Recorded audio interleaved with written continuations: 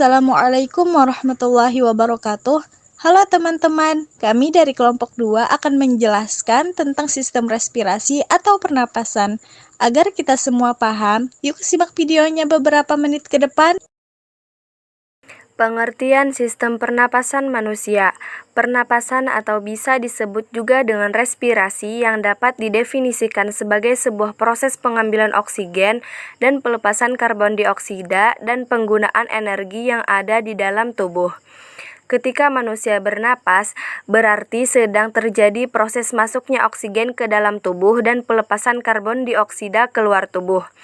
Pertukaran antara oksigen dan karbon dioksida tersebut terjadi di dalam darah manusia. Manusia yang memiliki pernapasan yang normal ditandai dengan bernapas sebanyak 12-20 kali dalam 1 menit. Alat pernapasan manusia. Berikut adalah organ dan bagian sistem pernapasan manusia. 1. Rongga hidung.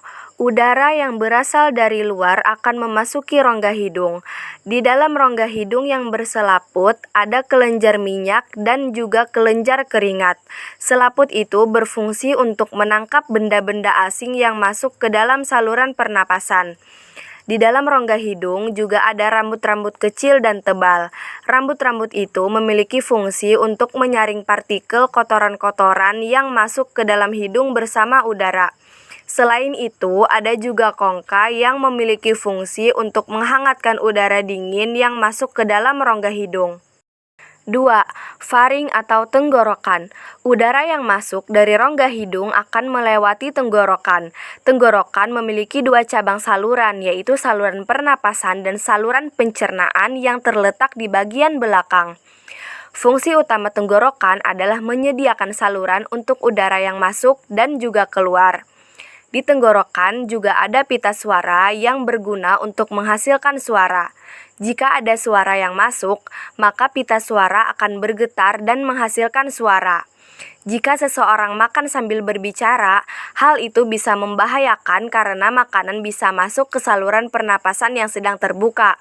Meskipun begitu, saraf manusia bisa mengatur supaya menelan, bernapas, dan berbicara tidak terjadi dalam waktu yang bersamaan.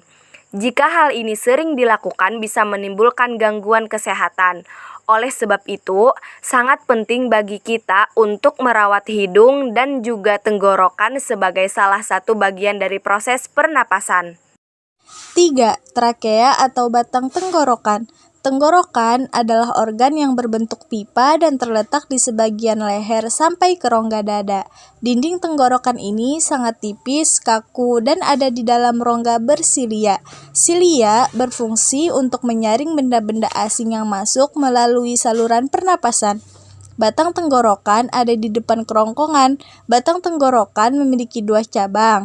Cabang dari tenggorokan itu akan bercabang-cabang lagi di dalam paru-paru dan menjadi saluran kecil yang disebut bronkiolus.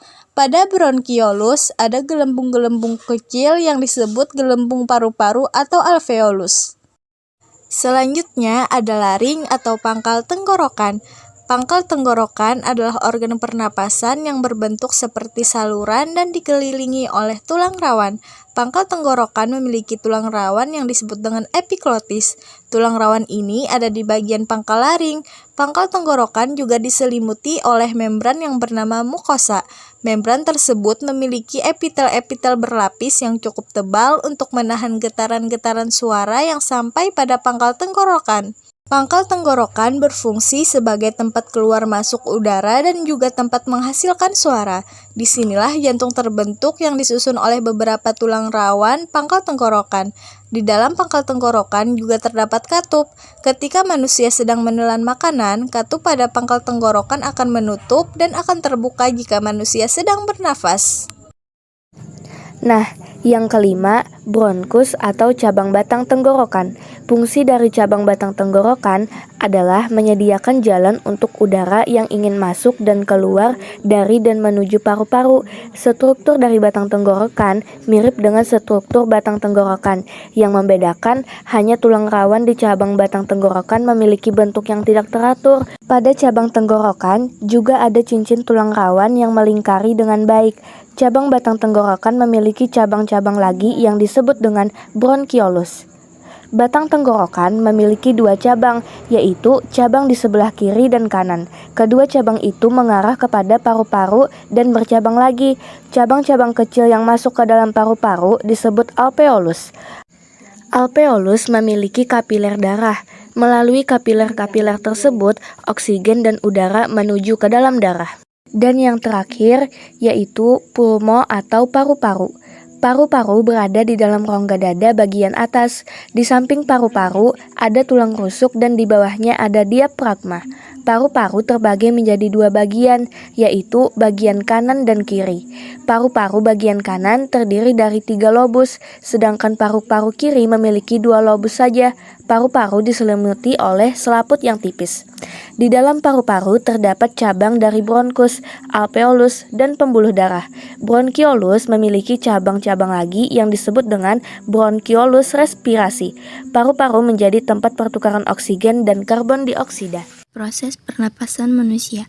Manusia memiliki 2 mekanisme pernapasan. 1. Pernapasan dada.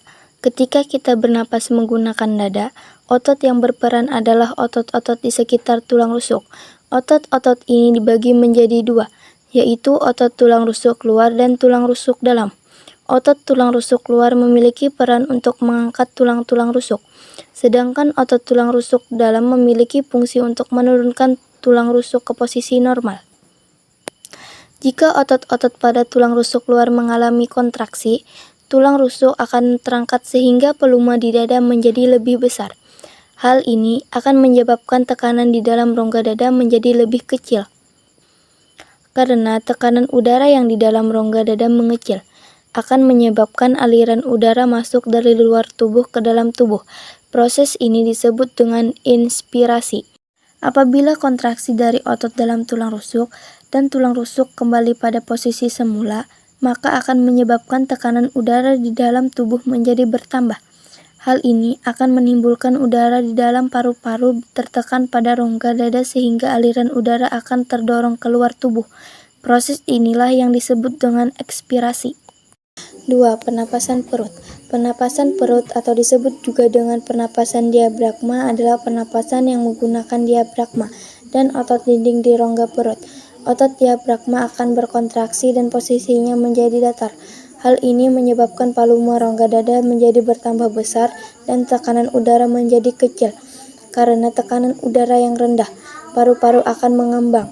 Saat itulah terjadi masuknya udara ke paru-paru atau proses menghirup udara. Sedangkan proses ekspirasi pernapasan perut terjadi jika otot diafragma menjadi rileks dan otot yang ada di dinding perut menjadi kontraksi. Hal ini akan menyebabkan bagian dalam rongga perut menjadi terdesak ke arah diafragma, sehingga hal tersebut menyebabkan posisi diafragma menjadi cekung ke arah rongga dada. Mekanisme pertukaran gas dan karbon dioksida. Pernapasan eksternal adalah pertukaran oksigen dan karbon dioksida yang terjadi antara udara luar dan terdapat pada paru-paru dan darah yang berasal dari kapiler darah.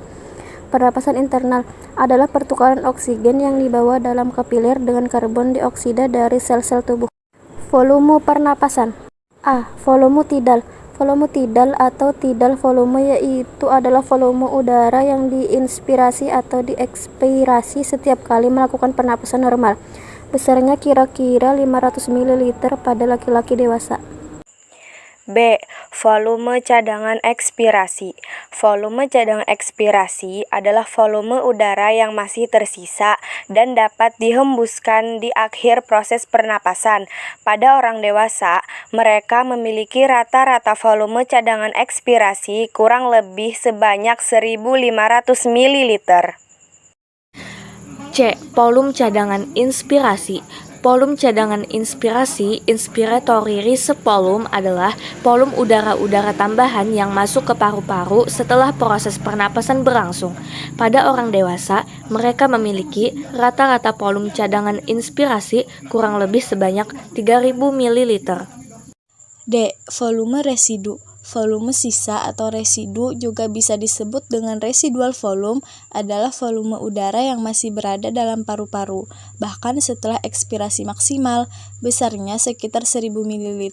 Dalam proses pernapasan, kadang terjadi penyatuan antara dua atau lebih jenis-jenis volume di atas.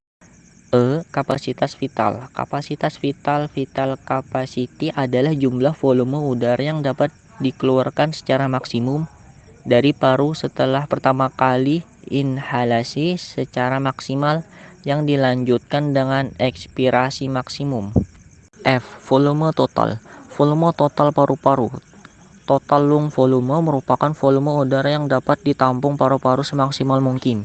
Volume total paru-paru merupakan jumlah dari volume tidal, volume cadangan inspirasi, volume cadangan ekspirasi, dan volume residu, yaitu sebesar kurang lebih 4.500 ml.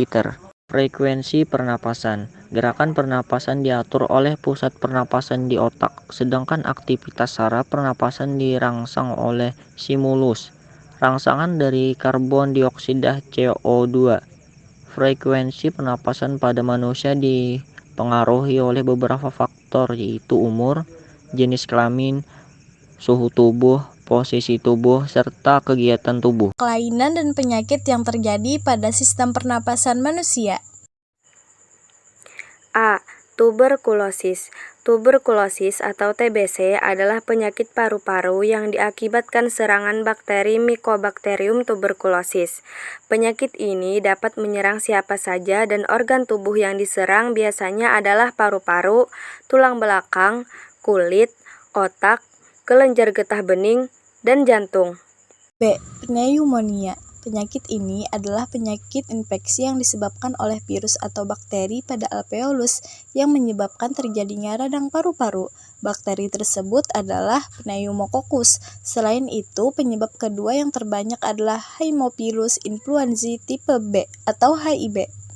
Asfiksi, yaitu kelainan atau gangguan dalam pengangkutan oksigen ke jaringan atau gangguan penggunaan oksigen oleh jaringan. Rendahnya kadar oksigen di dalam tubuh.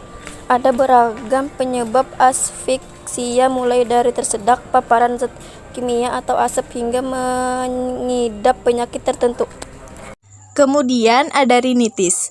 Rinitis adalah kondisi ketika terjadi reaksi yang menyebabkan hidung tersumbat, pilek, bersin, dan gatal-gatal.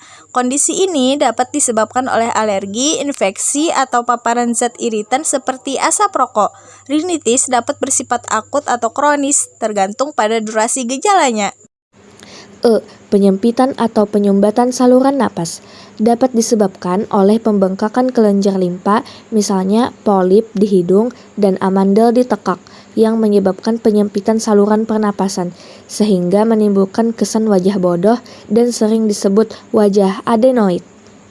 F. Faringitis. Faringitis radang pada faring akibat interaksi oleh bakteri Streptococcus. Tenggorokan sakit dan tampak berwarna merah. Selanjutnya ada bronkitis. Bronkitis muncul karena terjadinya peradangan pada bronkus. Hal ini mengakibatkan terjadinya penyempitan pada saluran napas dan penuh akan lendir. Kanker paru-paru. Kanker paru-paru adalah pertumbuhan sel kanker yang tidak terkendali dalam jaringan paru yang dapat disebabkan oleh sejumlah karsinogen lingkungan, terutama asap rokok. Nah, sekian penjelasan materi dari kami. Semoga bermanfaat.